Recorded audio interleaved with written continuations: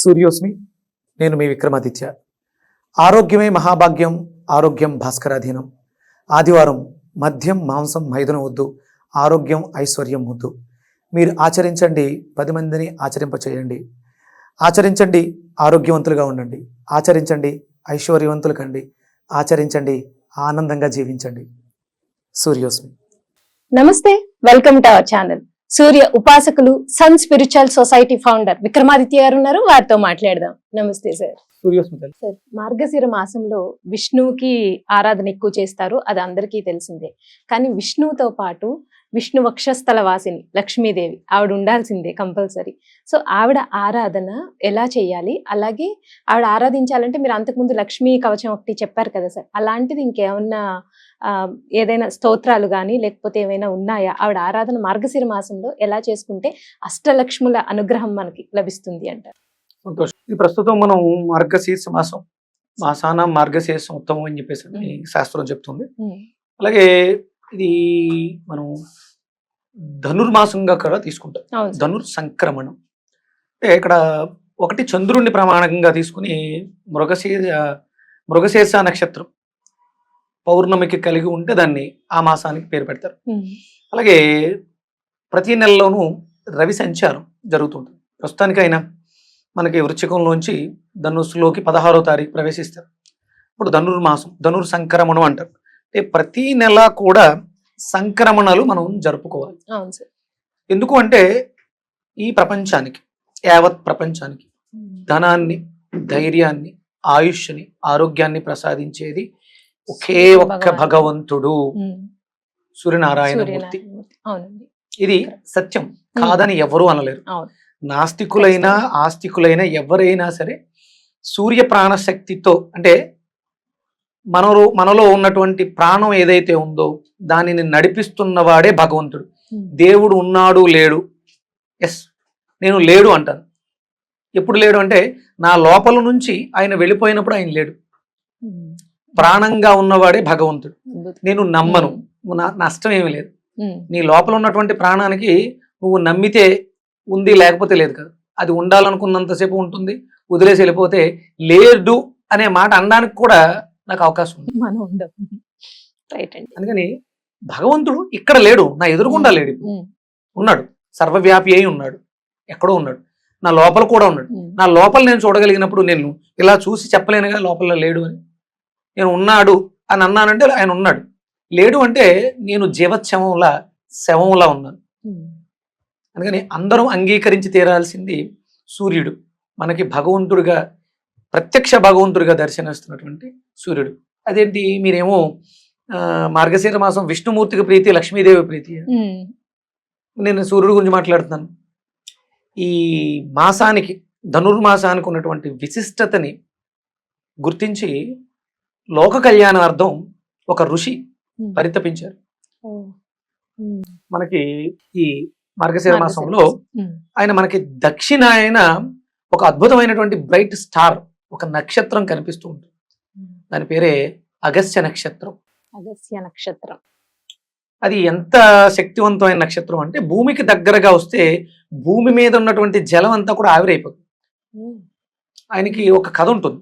మనకి ఒక దేవతలకి రాక్షసులకి, దేవతలు యజ్ఞం చేస్తుంటే రాక్షసులు యజ్ఞాన్ని పాడు చేస్తున్నారని దేవతల్ని వధిందామని చెప్పేసి వెళ్తుంటే వాళ్ళు వెళ్ళిపోయి సముద్రంలో దాక్కుంటారు. అప్పుడు శ్రీ మహావిష్ణువు దగ్గరికి వెళ్ళి అడుగుతారు, స్వామి ఇది పరిస్థితి, మమ్మల్ని యజ్ఞం చేసుకొని ఇవ్వట్లేదు రాక్షసులు, దానవులు అని చెప్పేసి. అంటే మీరు అగస్త్యుడి దగ్గరికి వెళ్ళండి అని చెప్పేసి అని పంపిస్తారు. అప్పుడు ఆయన దగ్గరికి వెళ్ళి వేడుకుంటే ఆయన వచ్చి ఆ సముద్ర జనాల్ని మొత్తం తీసేసుకుంటారు లోపలికి. అప్పుడు రాక్షసులు బయటపడిపోతారు, వాళ్ళని వధించేస్తారు. అంటే ఇది ఒక కథగా మనకి చెప్పబడింది. అగస్త్య నక్షత్రం భూమికి దగ్గరగా వస్తే భూమి మీద ఉన్నటువంటి జలం అంతా కూడా ఆవిరైపోతుంది. ఒరిజినల్ గా ఎండాకాలం మనం దాహాన్ని అనుభవిస్తాం, కానీ శీతాకాలం తెలియకుండానే మన శరీరంలో ఉన్న నీరు ఆవిరైపోతూ ఉంటుంది. ఎండాకాలం చెమట రూపంలో బయటకు వెళ్ళిపోతుంది, కానీ ఇక్కడ నీరు ఆవిరైపోతుంది, మనకు కనపడదు, చెమట కూడా పట్టదు, కానీ నీరు డ్రై అయిపోతుంది.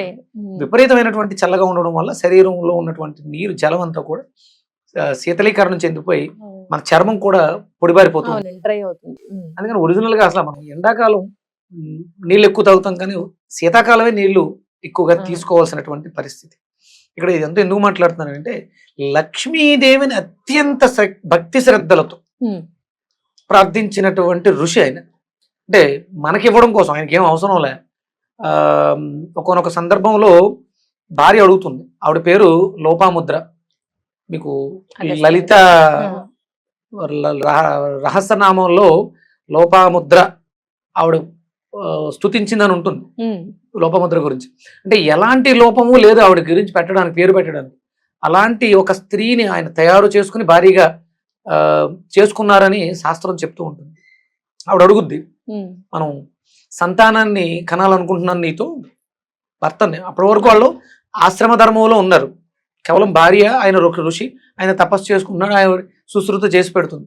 ఆవిడ ఇప్పుడు ఒక బిడ్డని ఇవ్వాలనుకుంది. అప్పుడు నేను బిడ్డను ఇవ్వాలనుకున్నప్పుడు నేను ఇలా ఋషిపత్నిలా కాకుండా విపరీతమైనటువంటి సంపన్నురాలుగా, అంటే విపరీతమైనటువంటి ధనం ఉండాలి, ప్రాకారాలు ఉండాలి, చెలికత్తెలు అన్నీ ఉండాలి, A-Z. ఇవన్నిటితో నేను ఆరోగ్యకరమైనటువంటి బిడ్డకి జన్మని ఇవ్వాలనుకుంటున్నాను. ఆయన అంటే ఇది కథ రూపంలో తీసుకెళ్తాను. ఇక్కడ కొల్హాపూర్ మహాలక్ష్మి దగ్గర ఒక అద్భుతమైనటువంటి స్తోత్రం చేస్తారు. ఇక తర్వాత ఆయనకి ధనం ఎలా వచ్చింది అనేది మనకి చాలా పెద్ద కథ ఉంటుంది. అది విపరీతమైనటువంటి సంపద ఆవిడ అడిగింది కాబట్టి ఆవిడకి వ్యామోహంతో కాదు, ఒక అంటే ఆహ్లాదకరమైనటువంటి వాతావరణంలో స్త్రీ పురుషులు సంగమిస్తే పుట్టబోయే బిడ్డ యోగ్యంగా ఉంటాడు, భావితరాలకి ఒక మంచి మార్గనిర్దేశకం చేస్తాడన్న ఉద్దేశంతో అడిగింది. ఒక బిడ్డకు జన్మనివ్వాలి కాబట్టి ఇలా కాకుండా అలా, అంటే బంగారం ధనము కాదు, సంపద. లక్ష్మి అంటే లక్ష్యము తప్ప డబ్బు కాదు. లక్ష్మి అనుగ్రహం అంటే మనం అనుకున్నది సాధించడానికి ఇప్పుడు ధనం అవసరం, ధనం మూలం ఏదో జగత్తు.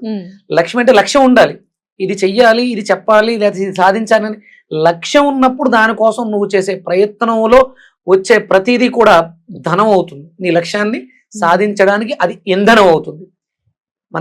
మన లక్ష్యాన్ని సాధించడానికి కావాల్సిన ఇంధనం ధనం. అది ఇప్పుడు చాలా డబ్బు ఉంది కానీ చెక్ బుక్ మీద సంతకం పెట్టడం రాదు, డబ్బు బయటకు వస్తుందా? రాదు కదా. అప్పుడు వేలుముద్ర వేస్తారు. అంటే జ్ఞానం ఉండాలి.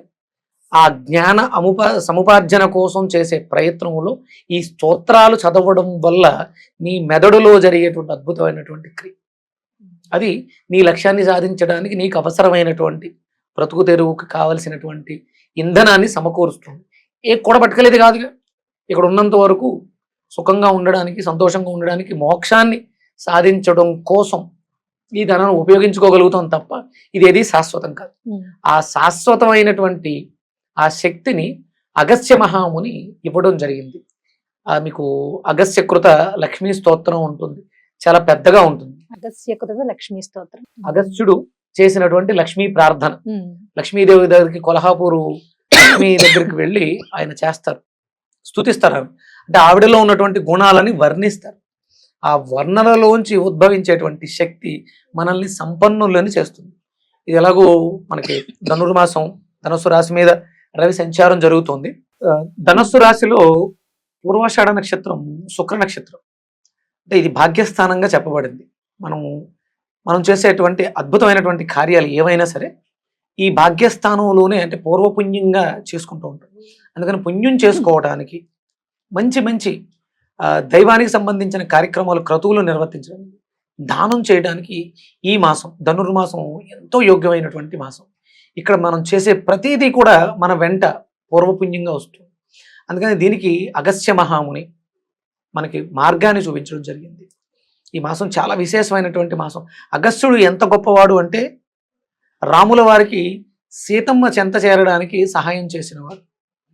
రామాయణం జరగడానికి ఒక అద్భుతమైనటువంటి, అంటే రావణ వధ జరగడానికి మూల పురుషుడు అగస్త్యుడే. అంటే అవి మనం కథల్లోకి వెళ్ళినప్పుడు అగస్త్యుడు చేసినటువంటి ఎన్నో లీలలు ఉంటాయి. ఈ అగస్త్యుడు ఎప్పటి వాడు అంటే కృతయుగంలో శివపార్వతుల కళ్యాణం జరిగినప్పుడు ఉన్నవాడా, రామరావణ యుద్ధం జరుగుతున్నప్పుడు రాముల వారికి ఆదిత్య హృదయాన్ని చెప్పినవాడా, లేదా ద్వాపర యుగంలో వెంకటేశ్వర స్వామి జన్మ తీసుకుంటున్నప్పుడు, మనకి ఇప్పుడు తిరుపతిలో అగస్త్యాశ్రమం ఉంటుంది, అగస్త్యుడి యొక్క ఆశ్రమం ఉంటుంది. ఆ వివాహం జరిగిన తర్వాత వెంకటేశ్వర స్వామి ఆయన ఆశ్రమంలో ఆశ్రమంలో 6 నెలలు ఉన్నారు అని ఉమ్, శాస్త్రం చెప్తుంది. ఉమ్, అంటే ఎప్పటి నుంచి ఉన్నాడు అగస్త్యుడు? ఉమ్, సప్త చిరంజీవులలో ఒకడు. ఉమ్, ఆయన ఇంకా జీవించే ఉన్నారు. అంటే మనకి వెలుగుతున్నటువంటి ఒక తార, ధ్రువ తారగా కనిపిస్తున్నారు కదా. కనిపిస్తున్నారు. ఉమ్, అంటే మనము ఈ మాసంలో దక్షిణం వైపున విపరీతమైనటువంటి కాంతితో కనిపిస్తున్నటువంటి నక్షత్రాన్ని సాయంత్రం సమయాల్లో మనం ఒకసారి ఆకాశం వైపు దక్షిణం వైపు చూసి ప్రార్థించగలిగితే ఉమ్, అగస్త్యేశ్వర నమో నమః అని అగస్త్యుల వారి అనుగ్రహం అద్భుతమైనటువంటి జ్ఞానాన్ని ఇస్తుంది. ఉమ్, ఆయన చాలా జ్ఞాని. ఎంత జ్ఞాని అంటే ఇప్పుడు మనం అనుభవిస్తున్నటువంటి ఈ కరెంటుకి మూల పురుషుడు ఆయనే. కరెంటును సృష్టించింది ఆయనే. అవునా? కుండలో ఓకే. ఉమ్, కరెంటుని సృష్టించాడు ఆయన. ఉమ్, అగస్త్య సంహిత ద్వారానే ఇప్పుడున్నటువంటి ఎలక్ట్రానిక్ వస్తువులన్నీ తయారు చేస్తూ ఉంటారు సైంటిస్ట్. ఆ అగస్త్య సంహితని మనకు అందించిన ఋషుల రుణం తీర్చుకోవాలి, వాళ్ళని తలుచుకోవాలి. ఈ మాసంలో ఖచ్చితంగా. మనకు అది కావాల్సినటువంటి నిజం. జ్ఞానం, సైంటిస్ట్ ఉమ్, డబ్బు సంపాదించాలన్నా నువ్వు చాలా తెలివిగా ఆలోచించాలి ఈ రోజుల్లో. అంతే కదా అండి. అవును. ఆ తెలివితేటలు ప్రసాదించేవాడు అగస్త్యుడు. అందుకని నేను అంటే తర్పణాలు వదిలిపెడుతుంటాం. ఉమ్, ఋషులకి ఋషి తర్పణాలు ఉంటాయి.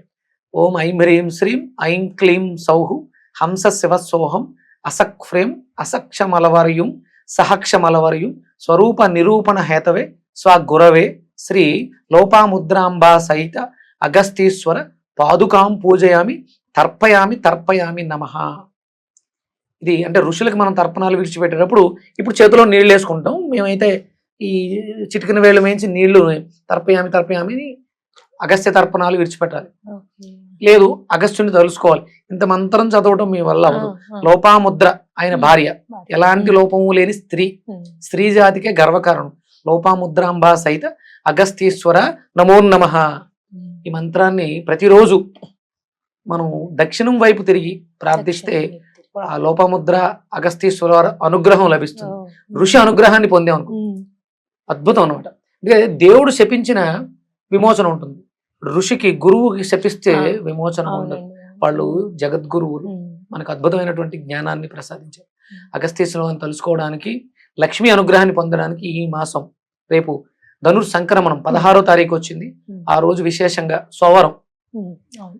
మనం మీరు లక్ష్మీ పూజ, ఉమ్, పాలు ఆవు పాలతో చేసినటువంటి పరమాన్నాన్ని నివేదన చేసి, ఉమ్, అంటే మీరు లలిత పారాయణం చేసినప్పుడు అందులో మధ్యలో వస్తుంది లలితాదేవికి ఒక ప్రసాదం, లోపాముద్రాదేవికి ఒక ప్రసాదం. అక్కడ దంపత సమేతంగా ఉన్నటువంటి అగస్త్యుల వారిని లోపాముద్రని దర్శించండి.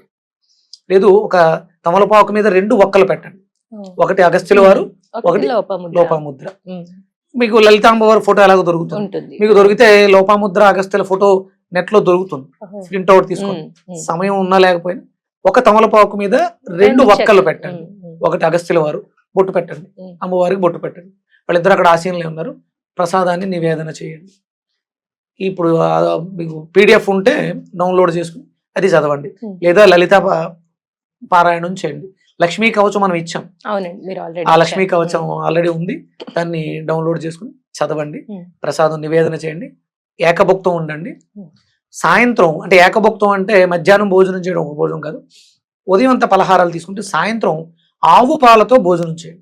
అన్నాన్ని ఇంకేం వేసుకోకుండా ఓన్లీ ఆవు పాలు. ఓన్లీ ఆవు పాలు. కొంచెం బెల్లం వేసుకోవచ్చు కావాలనుకుంటే. ఉమ్, అంటే పరమాన్నం ఏమో ఆవు పాలతో వండుతాం. ఉమ్. ఇక్కడ అన్నాన్ని పాలని విడిగా, మరగబెట్టిన పాలు విడిగా, అన్నాన్ని విడిగా విడిగా తీసుకొని ఉంది. ఉమ్. ఆ పాలలో అంటే ఒకవేళ దీక్షలు చెయ్యాలి అనుకుంటే ఇదైనా ఒక నెల రోజుల పాటు చేసుకోవచ్చు. ఈ దీక్ష ఆహా. ఒక నెల రోజు. నెల రోజుల పాటు రోజు సాయంత్రం మాటలు ఉమ్, పాలన్నమే, ఆవు పాలతో తయారు చేసిన అన్నం, కొంచెం బెల్లం వేసుకుని ప్రతిరోజు ఉదయం అంతా పళ్ళు తీసుకోవచ్చు.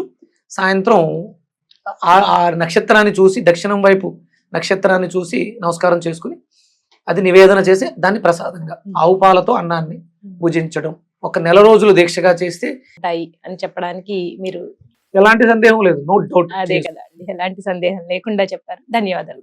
సురేష్.